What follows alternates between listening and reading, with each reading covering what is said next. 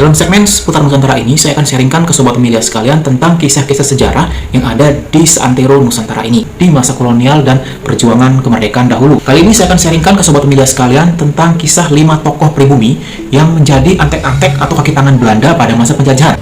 Banyak yang mengira Kapitan Jonker ini adalah orang Eropa jika dilihat dari namanya. Yang aslinya beliau adalah putra Maluku, tepatnya lahir di Pulau Manipa tahun 1620 dengan nama Ahmad Sangaji Kawasa. Ia terlahir dalam lingkungan bangsawan, di mana ayahnya merupakan seorang pejabat yang diangkat oleh Kesultanan Ternate pada masa itu. Awal mula Kapitan Jonker ini bergabung dengan VOC dikarenakan kalahnya Pulau Manipa dalam menghadapi VOC dalam Perang Hoa Moal yang menyebabkan seluruh keluarganya ditawan dan menjadi budak VOC. Untuk mengubah nasibnya, sang Haji muda akhirnya bergabung dengan pasukan VOC di bawah kepemimpinan Kapitan Tahialele yang merupakan putra dari Raja Luhu. Kompi mereka terdiri dari orang-orang Ambon yang ditempatkan di Batavia. Awal mula bertugas, sang Haji diturunkan bersama pasukan Ambonnya dalam berbagai operasi militer VOC dari tahun 1657 sampai 1658 di bawah kepemimpinan Richcroft van Guns. Dalam operasi militer ini, VOC berhasil banyak memenangkan pertempuran seperti di Cetapatnam, Riau, dan Goa, walaupun harus dibayar mahal dengan kehilangan banyak personelnya. Salah satunya adalah Kapitan Tahialele yang merupakan komandan dari pasukan Ambon. Sang Haji pun diangkat oleh VOC menggantikan Kapitan Tahialele menjadi komandan pasukan Ambon. Dari sanalah akhirnya sang Haji mendapatkan julukan Kapitan Jonker, di mana Jonker dalam bahasa Belanda berarti anak bangsawan yang bertugas di kemiliteran. Karir gemilang Kapitan Jonker diraihnya setelah menjabat komandan pasukan Ambon ini. Prestasinya dimulai dengan memenangkan Perang Pauh melawan warga Minangkabau yang memberontak. Pada awalnya, VOC hanya mengutus 200 personel di bawah pimpinan Jacob Cruis untuk memadamkan pemberontakan orang Minang tersebut. Sayangnya keadaan berbalik arah. VOC yang bersenjatakan modern dibabat habis oleh pejuang Minang. Dari total 200 personel, hanya 70 yang berhasil selamat, di mana Jacob Cruis sebagai komandan dan 2 kapten serta 5 letnan tewas dalam pertempuran tersebut.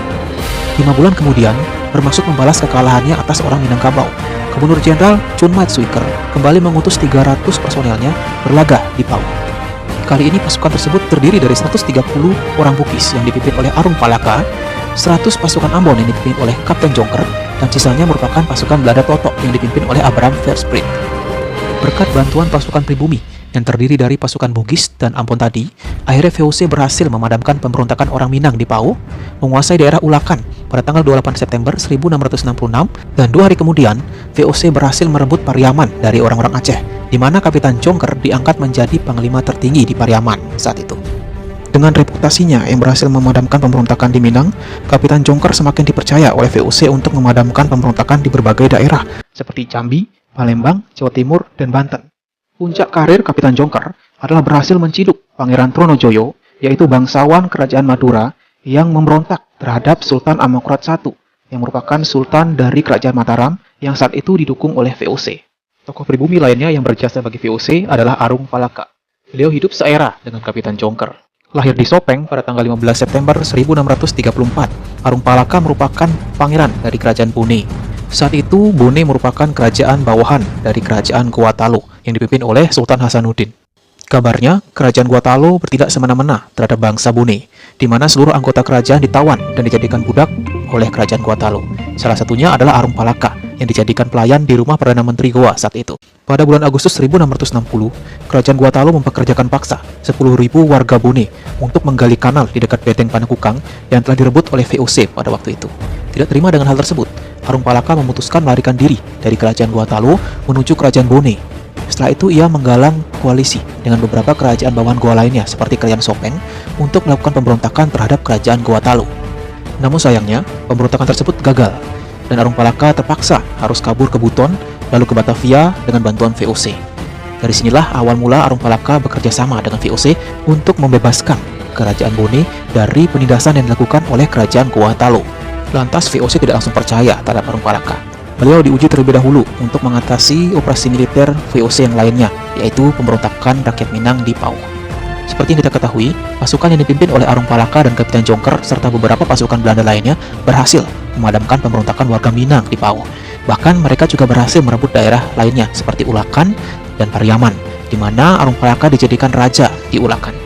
Setelah melihat prestasi Arung Palaka dalam memadamkan pemberontakan warga Minang di Pau, akhirnya VOC melibatkan pasukan yang dipimpin oleh Arung Palaka untuk melakukan ekspedisi militer ke Makassar sebagai upaya negosiasi dengan kerajaan Gorontalo untuk mengakhiri konflik yang telah berlangsung setengah abad antara VOC dengan kerajaan yang dipimpin oleh Sultan Hasanuddin tersebut. Pasukan ekspedisi ini dipimpin oleh Cornelis Jensun Spilman dengan membawa 20 kapal dengan total kekuatan 1.870 personel. Setelah berupaya melakukan negosiasi dengan Sultan Hasanuddin yang berujung pada kebuntuan, akhirnya VOC memutuskan untuk menyerang Makassar dengan menghujaninya dengan bombardir peluru meriam. Tindakan tersebut lantas dibalas dengan sengit oleh pasukan Gorontalo untuk memukul mundur pasukan VOC yang menyerang secara tiba-tiba. Tetapi tidak lama kemudian, pasukan Gorontalo semakin terdesak karena tidak hanya menghadapi serangan dari laut, pasukan Bugis yang dipimpin oleh Arung Palaka mulai mendarat untuk mengepung dari daerah selatan. Pertempuran ini pun berlangsung selama 11 bulan, yang berujung pada kesepakatan antara kedua belah pihak untuk melakukan gencatan senjata. Negosiasi damai akhirnya dilaksanakan di sebuah tanah lapang di daerah Bungaya, yang kemudian dikenal dengan Perjanjian Bungaya antara pihak VOC dengan kerajaan Gorontalo. Perjanjian inilah yang menjadi penanda meredupnya pengaruh kerajaan Gorontalo di Nusantara Timur yang tergantikan oleh VOC. Tidak seperti Kapitan Jongker, nasib Arung Palaka lebih mujur karena cita-citanya untuk memerdekakan negerinya, yaitu Kerajaan Bone, dari penindasan yang dilakukan Kerajaan Gorontalo tercapai sudah.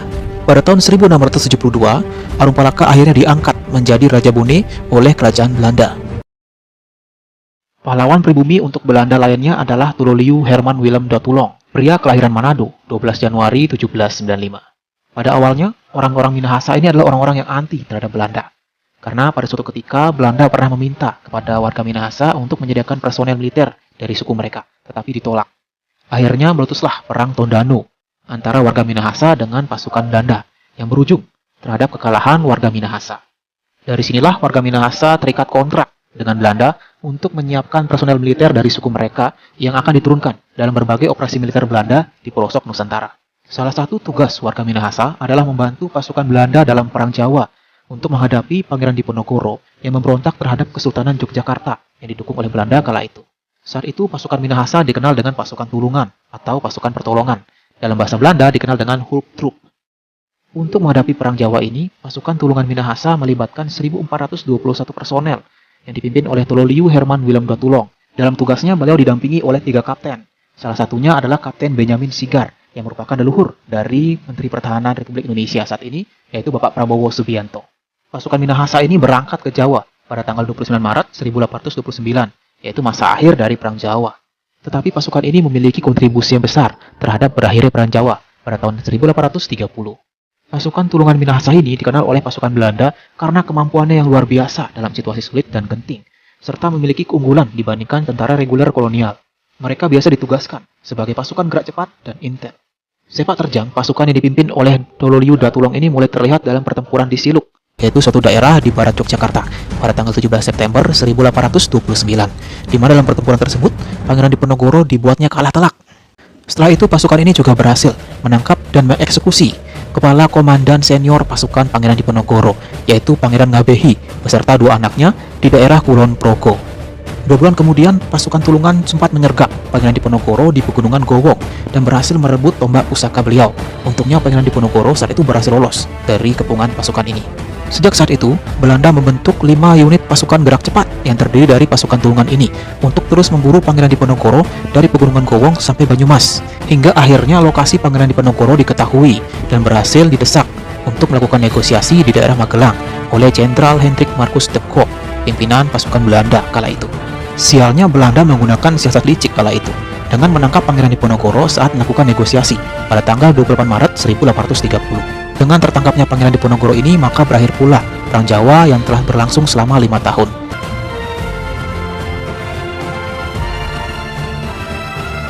Berikutnya adalah Raden Aryo Majangkoro, pria kelahiran Madura tahun 1832. Nama asli beliau adalah Kabun. Beliau adalah salah satu orang Madura pertama yang meraih pangkat kolonel, bukan semata-mata karena gelar bangsawan yang dimilikinya, tetapi prestasi di bidang militer yang pernah beliau lakoni. Ia memulai karir militernya dari paling dasar, dengan mendaftar sebagai tentara sukarelawan di pasukan Kerajaan Hindia Belanda di Surabaya. Mulai sejak itu beliau ditugaskan ke dalam Batalion Infanteri Tentara Kerajaan Hindia Belanda ke-13 di Surabaya. Setahun kemudian, untuk pertama kalinya beliau diturunkan ke dalam operasi militer Kerajaan Hindia Belanda di Bali, untuk menaklukkan kerajaan-kerajaan di Bali yang sewaktu itu menantang Belanda. Setelah sukses menaklukkan raja-raja di Bali, karir beliau mulai melonjak dengan meraih pangkat kopral. Beberapa bulan kemudian beliau naik pangkat lagi menjadi sersan. Setelah dari Bali, beliau ditugaskan untuk menumpas pemberontakan di Palembang dan Kalimantan Barat. Setelah itu beliau dipercayakan kembali untuk balik ke Pulau Bali, memadamkan pemberontakan pembekal Nyoman Gempol. Setahun kemudian, beliau mulai bergabung dengan Korps Barisan Madura sebagai seorang perwira. Dan karena jasa-jasanya, penguasa Madura saat itu menganugerahkan Kabun dengan gelar bangsawan, yaitu Raden Majangkoro. Korps Barisan Madura ini adalah pasukan bantuan yang diberikan penguasa Madura kepada pihak kerajaan Hindia Belanda. Sama halnya dengan pasukan tulungan di Minahasa, Korps Barisan Madura ini dibentuk karena adanya kontrak antara penguasa Madura dengan kerajaan Hindia Belanda. Tokoh pribumi terakhir yang menjadi pahlawan bagi Belanda adalah Sersan Jesajah Pongoh. Beliau lahir di Air Madidi, 7 Mei 1878 dan bergabung dengan pasukan kerajaan Hindia Belanda pada tanggal 10 Februari 1897 yang kemudian ditugaskan dalam Korps Marsose. Tugas pertama beliau dalam Korps Marsose, pasukan kerajaan Hindia Belanda saat itu adalah operasi militer di Aceh. Dalam operasi militer inilah beliau terkenal karena keberaniannya, terutama dalam penyerbuan ke benteng Jod Saunoko, di mana beliau menggigit kelewangnya kemudian melompat ke dalam benteng sehingga mengejutkan pasukan Aceh yang bertahan di dalamnya. Di samping itu pun beliau mencetak prestasi dalam ekspedisi Tanah Gayo di bawah pimpinan Komandan Van Dalen. Beliau berhasil merebut Bukit Kamojang di Gayo walaupun tangannya terluka akibat tertembus pelor panas musuh. Atas aksi heroiknya bagi Belanda dalam Perang Aceh, beliau dianugerahkan Raider Militair Willems Orde kelas 4 oleh kerajaan Belanda saat itu. Setahun kemudian beliau kembali ditugaskan dalam operasi militer pasukan kerajaan Hindia Belanda di Sulawesi Selatan di bawah pimpinan Komandan HNA Swart untuk menyerbu benteng di daerah Ranjang. Setelah berhasil dalam operasi militer tersebut, beliau dianugerahkan kenaikan pangkat menjadi kopral dan tidak lama kemudian naik pangkat lagi menjadi sersan kelas 2. Di samping itu, karena jasanya yang sangat berarti bagi Belanda, beliau dianugerahkan kembali Militair Willems Orde kelas 3 atas partisipasinya dalam operasi tersebut. Tidak banyak pasukan pribumi yang dianugerahkan penghargaan ini oleh kerajaan Belanda. Pada tahun 1915, beliau kembali dilibatkan dalam operasi militer di Gubernemen Celebes, dan beberapa tahun kemudian beliau naik pangkat menjadi sersan kelas 1. Tanggal 4 Mei 1927 adalah hari yang sangat berharga bagi beliau. Bersama 27 penyandang Raider Militer Willems Orde dari Perang Aceh, dia mewakili pasukan Hindia Belanda untuk menghadiri pemakaman Letnan Jenderal J.B. van Hoots, yaitu mantan Gubernur Jenderal Hindia Belanda. Dalam kesempatan itu pula, beliau sangat merasa terhormat karena dapat bertemu dan berjabat tangan dengan Ratu Belanda, yaitu Ratu Wilhelmina, Putri Juliana, dan Pangeran Hendrik. Tahun 1932, beliau pensiun dari dinas kemiliteran dan berselang 2 tahun kemudian beliau akhirnya tutup usia. Seperti halnya Raden Aryo Majangkoro, karena jasa yang begitu berarti bagi Belanda, kematian Sersan Jesajah Pongoh pun diberitakan oleh surat kabar Hindia Belanda saat itu.